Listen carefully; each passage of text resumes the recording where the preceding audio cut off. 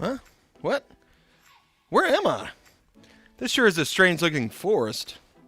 Man, I wish I had a great way to describe this place because, yeah, I'm not really sure. But I bet there is a good way to describe this place. But I just really don't know how. I wonder if I maybe have some help here. Wait, what's that? Is that my phone? All right, let's check it out. Hey, buddy, it's me, Tomac. I was just bugging your phone. Had a mental reading that told me that you want to know more about similes and specifically better things than similes, which in my language we call epic similes. Wait, similes? Is that what that's called? When you describe something to really make it colorful and make it pop and make the reader understand what you're talking about? Because if that's what you're talking about, I'm all in. Sign me up. Look at that. Great minds think alike. Looks like we're wearing the same shirt. Or maybe great minds bug other people's phones. Wait, that's not me. Wait, Tomac, are you listening in on my phone? Like, what's happening right now? How do you even know what I'm thinking? You know what? Never mind. Will you just explain what you're talking about? Because this sounds pretty cool. So take this into account real quick. Take a moment to compare these sentences. The hero is brave, but also frightened. The hero, though brave as a lion guarding his cubs, was shaking like a leaf in the wind as the opposing army approached. Now there's a clear, distinct difference between these sentences, and the question is, what separates them and what makes one different than the other? I don't really know, Tomac, but what I do know is that first sentence seems like really, really boring to me. Like, very dull. I don't know. Maybe the second one's just better. That's right, my friend. The first sentence is very informative, but it's also kind of dull. And you don't want to go tell your friends a dull sentence because they'll be like, bruh, that's kind of dull. You know what I mean?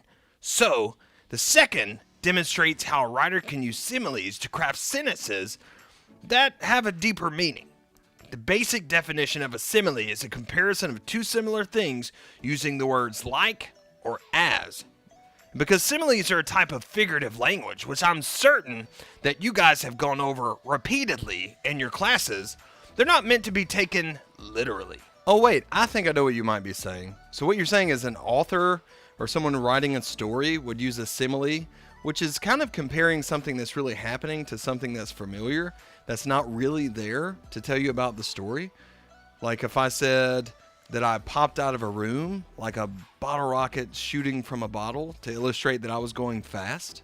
Yeah, that's a pretty cool simile. But instead of a literal interpretation, this should really make a nice picture in the mind of the reader, like me and you, believe it or not, on the side of going out and doing things that are very caveman-like. I also like reading from good authors that like to paint good pictures. A simile should definitely illustrate a very vivid image in the mind of the reader instead of just describing the character outright. When we look at the second sentence, we see how the two similes used give the writer the ability to say things about the hero at once and in a more creative way. Based on the comparisons, the hero is clearly courageous and willing to protect his cubs. I got some cubs. They my bros. That's awesome. Good to know that you have cubs that are your bros. Like I believe that. No, I absolutely do not believe that. Seriously, I don't. But the question is, what's really the difference? That's a really good question. The only real difference is that epic similes are just that. They're epic. They're ready to be carried out for a long period of time. They're long. They're big. They're just awesome and unforgettable, right? Typically, having a semicolon in the middle and separated by a big change in topic. Epic similes are just like the regular ones, except they're extended in length. And like epic poems, which are long narrative poems that tell a story, epic similes are long comparisons drawn out over several lines to portray descriptions relevant to the plot, characters, or theme. Now, the benefit is using those epic similes in writing or language is that it allows more descriptive language, which makes a more powerful impact. And that's what I'm talking about. Power, baby! Oh, that's really cool. So in a sense, that means that epic similes actually just make the writing more powerful. Cool. Makes it have a bigger impact, connect with me more, and I could describe this place by using an epic simile to get the point across to the reader in a more powerful way. That's awesome. Man, thanks so much. I really appreciate you calling me and explaining this, and also anyone else that might be eavesdropping on this conversation, huh? Is that you? Is that you? If it is, you're benefiting because this is good stuff, okay? But anyway, thanks so much for calling, man. I really appreciate the explanation. Yeah, thanks a lot for answering the call. And just remember, whenever you say that you need something, I'll be just like Google, listening all the time. See you next time, buddy. Hey, don't forget, you should call my friend. Her name is Bertha, and I think she can help you more with this. Bye.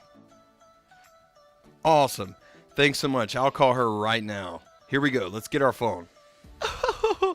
Oh, honey, it's me, Bertha. But hey, look, you got me at a bad time, and I just can't talk right now. So I just want you to work out on your own because you are smart, and I know you can do it. So you just go ahead and just do what you gotta do because I know you can do it, okay? All right, we'll see you next time. Goodbye.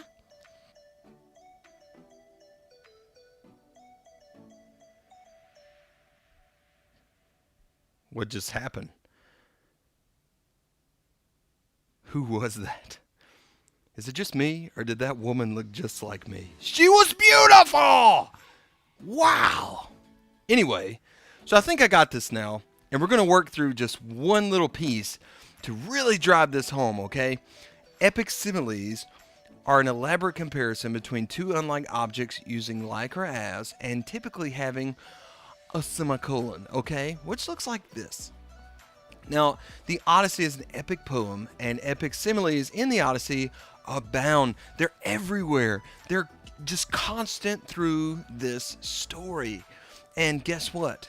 That means that what you're learning here and what I'm learning here is important. Because this isn't the only place where you're going to find these things in life. And this isn't the only time when you want to tell something and really ignite your reader. That's just the reality of the situation. So let's look. An epic simile from the Odyssey, one, as you can see right here or right here, wherever it floats, is I drove my weight on it from above and bored it home like a shipwright bores his beam with a shipwright's drill, that men below, whipping the strap back and forth, whirling the drill, keeps twisting, never stopping. So we seized our stake with it, fiery tip, and bored it round and round in the giant's eye. So there's something that's familiar and something that's not familiar.